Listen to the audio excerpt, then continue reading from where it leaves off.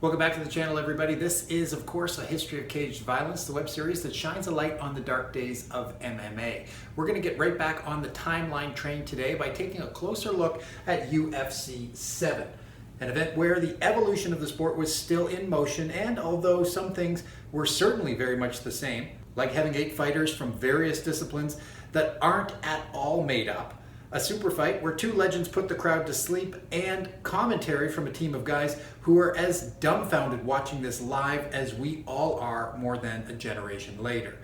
There are some differences though, like the absence of the one thing we've come to depend on since UFC 1. That's right, Jim Brown. He's out with Don the Dragon Wilson taking over instead.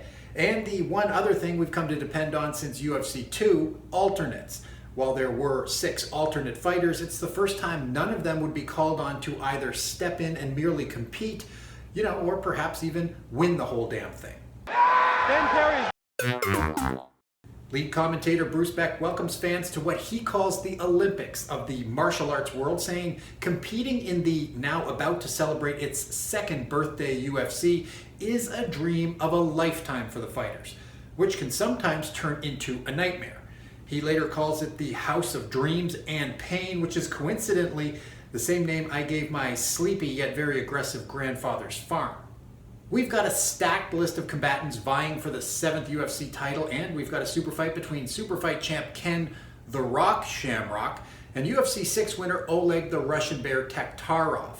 It is Friday, September 8th, 1995, and we are live. From where? Here in the home of the Buffalo Bills. Are you sure about that? And now is the home rink of the Buffalo Sabres. Hey, it's not like Michael Buffer to flub. Perhaps it was an off day. Brett Hitman Clark. Don't worry about it, Buff Daddy. Blotnick's here. And while his commentary is that same notch just above the Kilmeades and Wallaces of yesteryear, there's still this. It makes your sphincter get real tight. In my mind, that gives the phrase "pucker up" a whole new meaning. To this day, it is still impossible to convince me that Blotnick thought that they were actually live and that this would go out on the real broadcast. So don't even try. The hits keep coming as the Dragon says he would utilize Defendo as his primary martial art inside the Octagon. Beck calls Leon Tabbs a fabled cut man. Now that we're a few years past his death, perhaps there are fables about this legend, but were there back then? Written by whom? Shakespeare? Oh, now come on. Okay, I don't know about you, but I'm ready for some people to do that fight thing. So to borrow a term, let's please get it on. The first bout is Paul Varelans and Jerry Harris, 2 guys both billed at 6'8", who grapple for about a minute until John McCarthy stops it and gives Varelans the win due to elbow strikes to the back of the head. Man, John Jones must have been pissed watching this. Varelans then inspires a generation of fighters to celebrate with sweet gymnastics and moves on. We're moving on to the next fight. This time, newcomer Mark Hall takes on the UFC's nuttiest ninja, Harold Howard. He's the pride of Niagara Falls, Canada. Not for long, he's not. As much as Double H looks ready to throw the kick we all came to see, it's not to be. Hall reverses the takedown, throws punches, and pulls hair until Howard can take no more. Halfway through the quarterfinals, and it's time for some star power. Now in the past, they've pulled out such big guns as Gary Busey, David Hasselhoff, and Leon Spinks. Tonight, it's the quarterback of the Buffalo Bills, Jim Kelly. Boy, I love losing Super Bowls. More like, boy, I like leg submissions.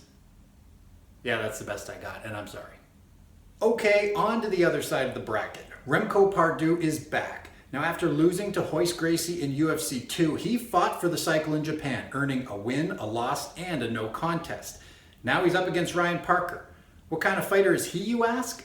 A 25-year-old Kumite fighter. At first, it looks a bit like a mirror match from Mortal Kombat. 2 gis, 2 black belts, but it isn't very long before one of the organization's original badass grapplers gets the first-timer to tap. Not the best showing for Parker, but legend has it his long-lost brother Peter would do much better in his first time in the cage. The 4th fight brings back one of the scariest men to step inside the Octagon so far, UFC 5's Larry Thunderfoot CURETON. But unfortunately, it's also the UFC debut of the King of the Streets, Marco Ruas. Buffer announces that he's undefeated in bare-knuckle fights. No record is given, but you know what? I believe it. But hey, don't listen to me. I also believe that he is indeed 3 question marks old. Looking like the modern age fighter way back in the mid-90s, RUAS is impressive from the jump, shooting on CURETON before slamming him. Even in the guard, he doesn't look like he's in trouble. Instead, he looks comfortable in the cage and even seems to use it to his advantage. He doesn't get out completely unscathed, but he manages to get the win in less than 3.5 minutes when he catches Big Larry in a heel hook, much to Jim Kelly's delight, perhaps. The semis are set. It's Varlins versus Hall and PARDOEL against RUAS. The black belt in trap fighting starts things off against the much smaller fighter by running across the octagon and taking a jumping punch to the face. Not a Superman punch, not even a Shoryuken, just a jump straight up in the air and swing your fist like normal, except without any of the torque that makes a punch at all effective. What is effective is the headlock that the polar bear sinks in on Hall. He could literally pull the head off here if he can get the right kind of leverage. Imagine he actually did that. Mixed martial artists would have been flocking to Alaska for the last 25 years to learn the ancient art of trap fighting for sure. After 1 minute and at least 1 punch, Varlins takes mount and locks in the submission formerly known as a key lock, and he's on his way to the finals, and he's Grizzly and fired up. Now to find out whether he takes on the king of the streets or the guy who wears king-size sheets. RUAS uses kicks against his opponent. PARDOEL opts for slaps, but quickly switches to grappling against the cage.